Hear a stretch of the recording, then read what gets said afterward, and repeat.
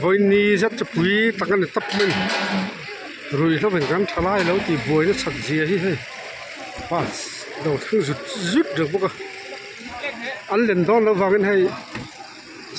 pandal kan jar bele don hi rap khop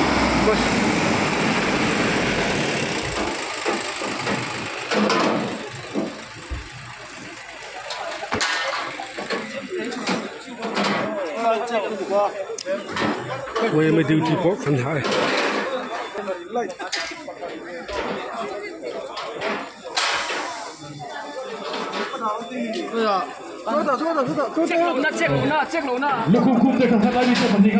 bas lâu là thằng cái chụp cần là phal lâu hiện bas lâu là ha cả room anh ta theo có bao nhiêu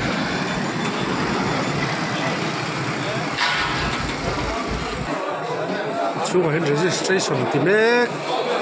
còn to có làm bao cả đâu nó thì bùa rất cần rap thác anh tầm tuổi phải ngâm mazat man sắc anh đi bốc à anh ram hết chứ đâm lớn nó có hiện đốt đủ mấy tấm tắc anh harap cũng là rồi nó vào rap thác motor dar rehna है इंदा खूब लंग